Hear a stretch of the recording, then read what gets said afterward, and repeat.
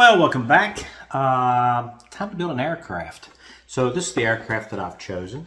Now this is a Tamiya kit, 1/48 scale, and this is the Focke Wulf Fw190A-3. So looks like it could be a pretty fun kit. Maybe quick. I don't know. Let's jump down to the bench and take a look at it. See what's in the box. So here we are. This is a 1/48 scale aircraft, series number 37 of Tamiya's aircraft series there. Wingspan is 219 millimeters, length is 184 millimeters. And as we said before, Focke Wulf Fw190A-3. Cement and paint not included. Kit contains parts for one model, ready to assemble precision model kit.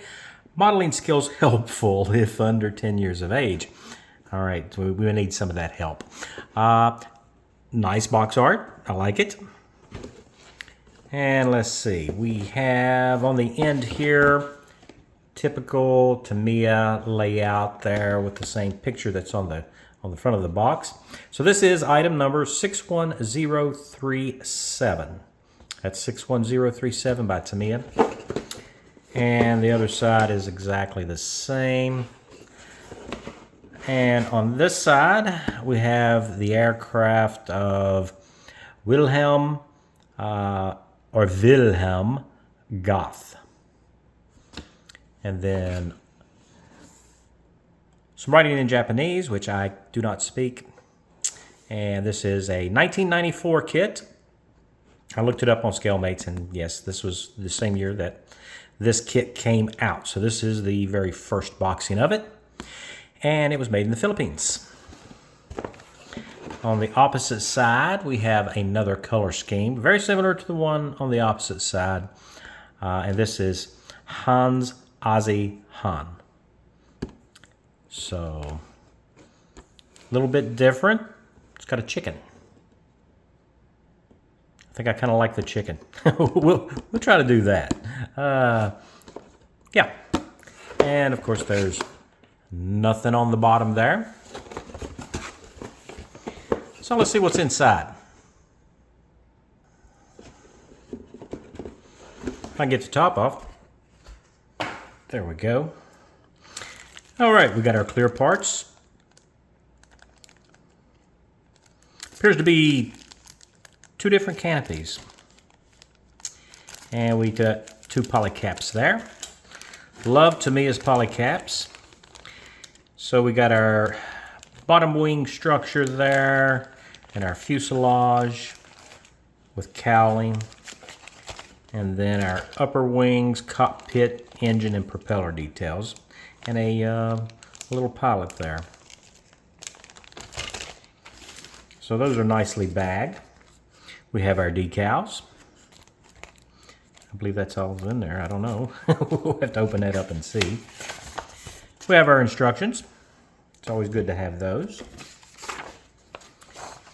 And of course, our tech tips from Tamiya. If you build a Tamiya kit, you're probably very familiar with those. And then, right in the very bottom of our box here, I guess this is our color callouts. Yeah, that would be the color callouts. Very nice. So, let's jump into the instructions and see what it's all about. So we have our typical instructions here. We've got a little bit of history, and of course it's in multiple languages. Black and white, of course. And this appears to be the built model. It's not just artwork there.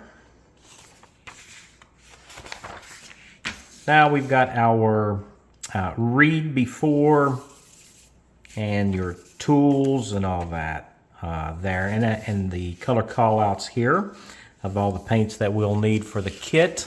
If you want to see that up close, there you go. You can pause it if you like. And these instructions are the kind of fan fold type here.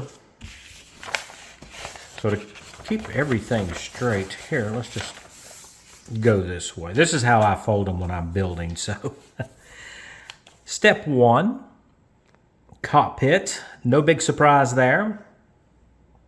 And we have all of our color call-outs for our pilot painting there. And was looking to see if there was a decal call out, but I don't see any decal call out for our instrument panel. So we may be painting all of that. Yeah. Flip it over to step 2. Not very much going on here. Very few parts. Exhaust to put on. Canopy operating wheel. And then joining the fuselage. They do tell us to paint the interior. XF22. Then we have our rather simplified engine there. Although on the 190, I don't think you're going to be able to see much of the engine once the spinner and everything's put on with the propeller. So it does look like that the cockpit is inserted from underneath. Now we ran into this exact same operation, I believe, when we built the Japanese float plane. So it's interesting.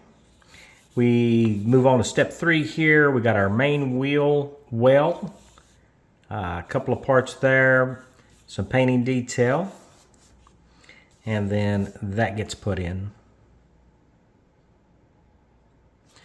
Seems to be quite simple, and hopefully with Tamiya's engineering, it'll be a good fit. Then we join our wings, of course, uppers and lowers. That gets joined to the fuselage in step 5 with our horizontal stabilizers. Step 6, we have our landing gear there with tires and wheels, and also the covers. Step 7, attaching all of our landing gear to include our tail wheel there. Step 8, we have our gun access panel installation along with the engine cowl, and then this little rear deck section here behind the pilot. And then step 9, we've got our canopy. They do tell us what to paint up there. To include the headrest, we do have a decal to go on there. And our propeller.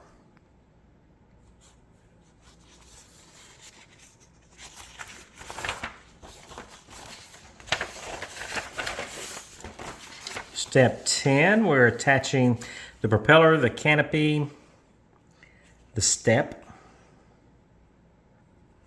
and then we have our paint schematics here.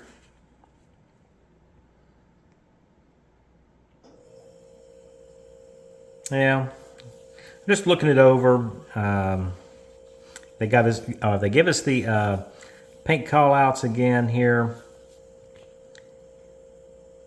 I imagine number 16 here probably has something to do with that emblem that YouTube hates. So, and then on the reverse there we have different schematic. Let me see. This is the one. This is Hans.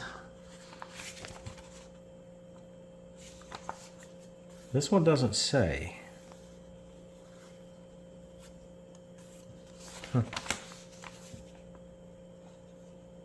So apparently, I mean, this is Wilhelm Goth here, and this is Hans Hahn.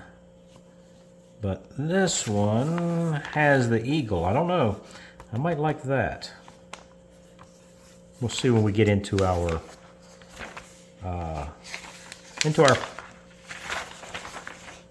now that I got our instructions all messed up here. When we get into our decals. So this is just our base painting callouts here for the color AS3, AS5, AS4. Nothing special down the side or anything. So this is the side and top view. In the corner though, it does show us with the eagle there. So then this is the bottom and side. So let me see. Is there any difference between this side and the one on the front of the page? I don't know. I'm looking at it. Tail section. Nope, appears to be the same to me. Yeah. Okay. This is very helpful, especially if it is one-to-one with your masking. So maybe that's why they included this, so that we could get our masking correct. We'll check the size of our wing structure against this layout right here and see if that's what they intended. Let's just go ahead and take a look at our decals or decals. So we have a supplemental decal sheet here. This is the one with the rooster, it looks like.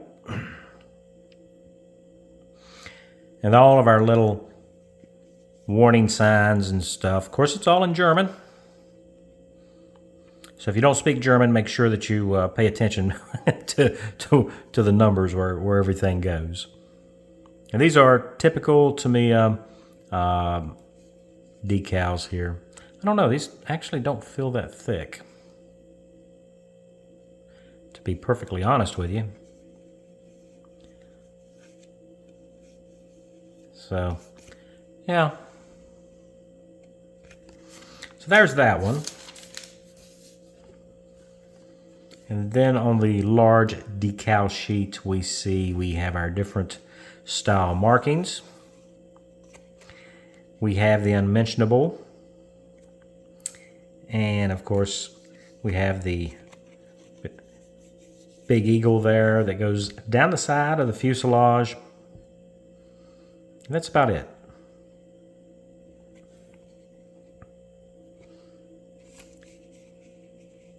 Yeah, these are pretty typical of Tamiya. Yep, pretty typical, meaning they're fairly thick.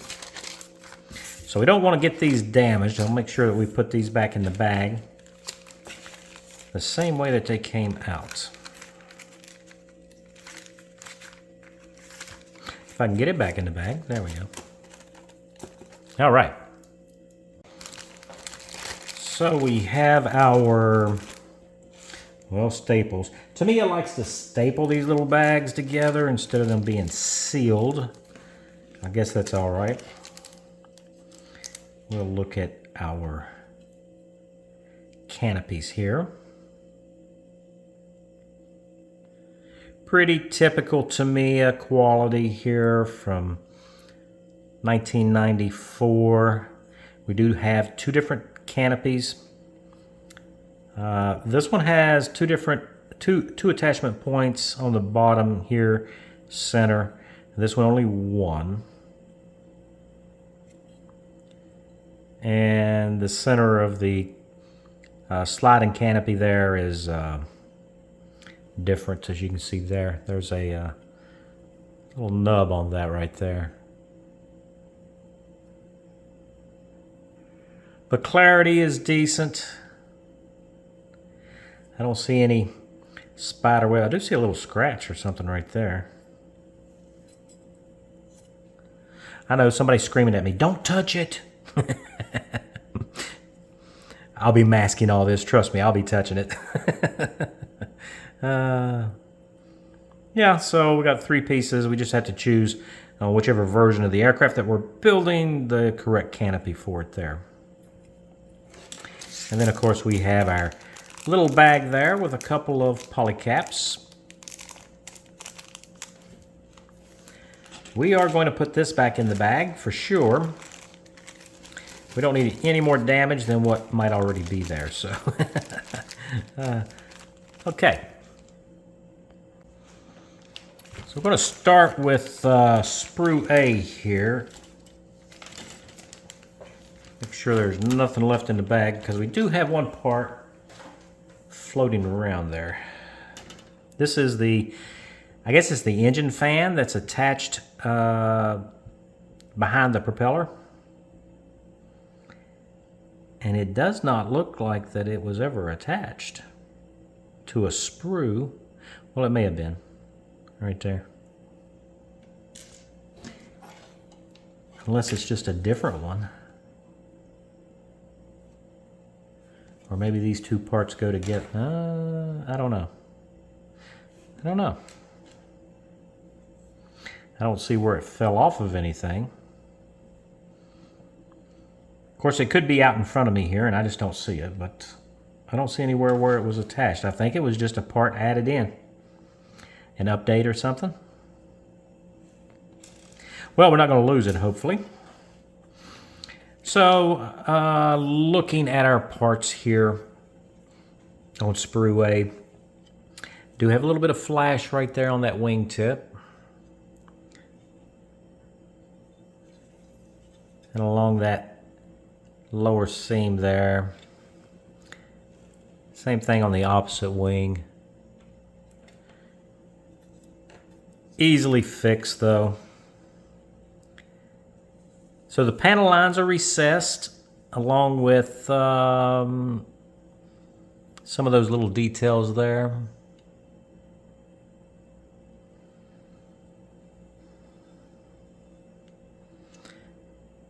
Actually quite nice. Yeah, this rivet detail is recessed. And I do like to see recessed rivets because they take your panel liner so much better than trying to do anything that's raised. Although there are some raised ones. I can feel those right there.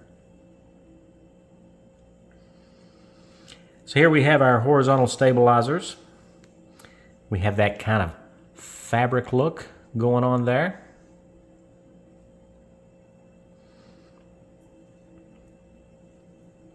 Here is our engine.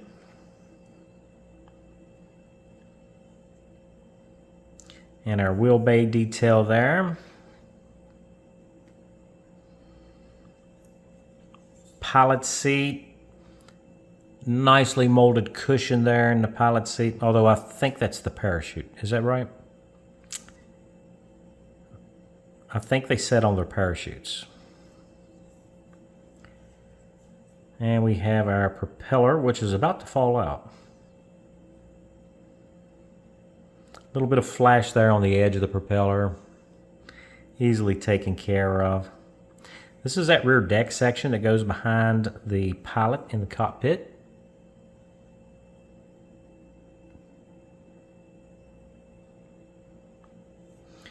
And there is our pilot.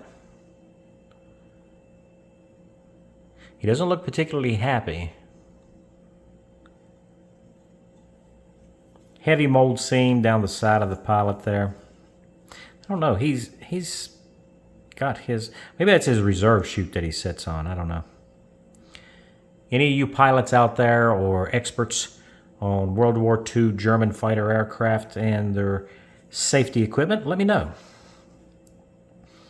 So there's our tail wheel, our wheel struts. I think that's, or these are the brackets for our struts, I think. Supports. And then our cockpit.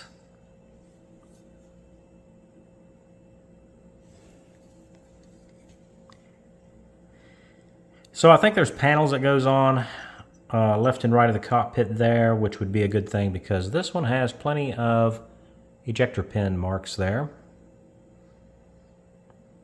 Wouldn't it be nice to build a model without ever having to clean up an ejector pin mark?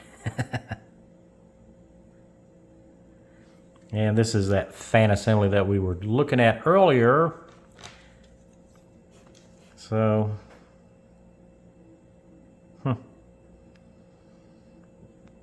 I don't know what the difference is between them other than this one has larger blades on it. Oops. About dropped it. Okay, so that's sprue A. So this is the other bag of our sprues here. Make sure there's nothing floating around in that bag there. Don't want to lose anything. So this should be B.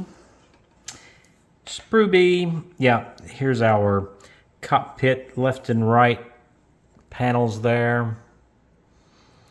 And then we have our fuselage halves here.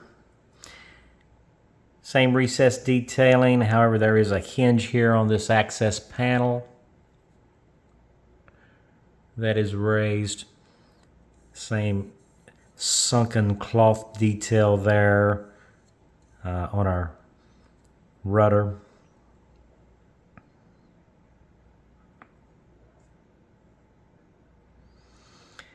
So our weapons cover, it seems to be a little glossier than the rest of the parts for some reason.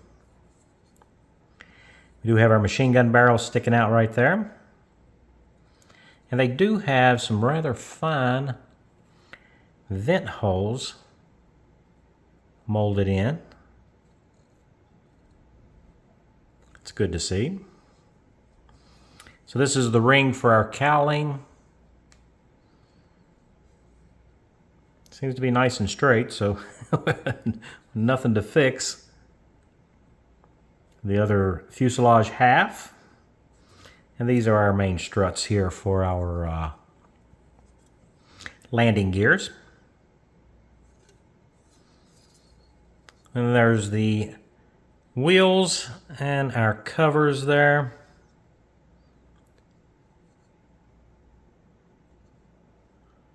And our instrument panel. And apparently we have to paint all that up. We didn't see any decals for it. As you can see, those instruments are quite small. Nothing like a challenge.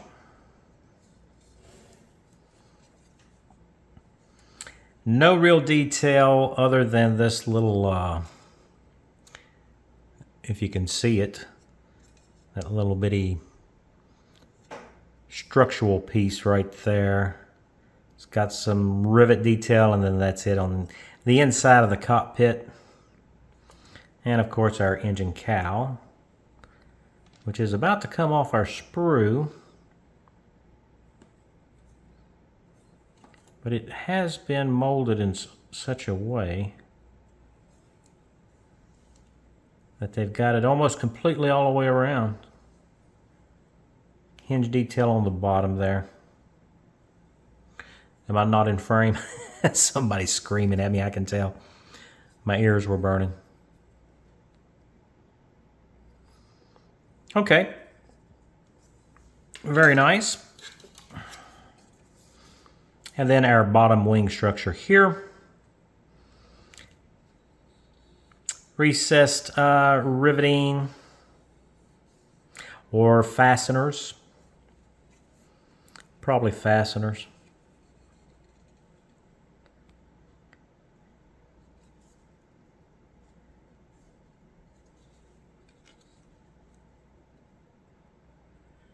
Yeah. So let's see if this is the same size, basically, as that diagram.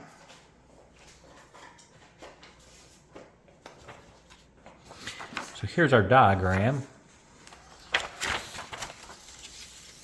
And if we turn it over,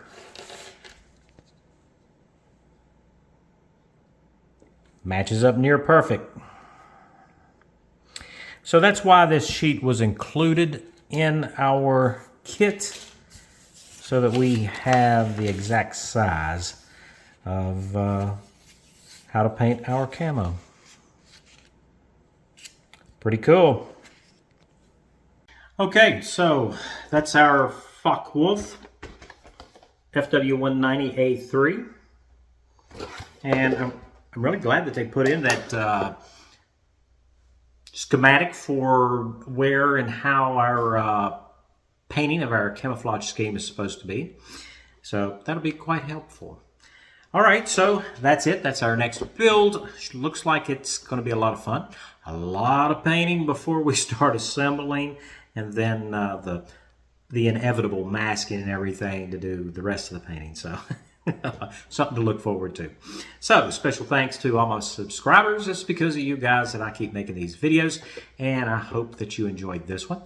And if you're not a subscriber, I hope today I earned your subscription. So yeah. So this will be next up, and the first part will be on Friday. So you guys look for it then. So until I see you, take care.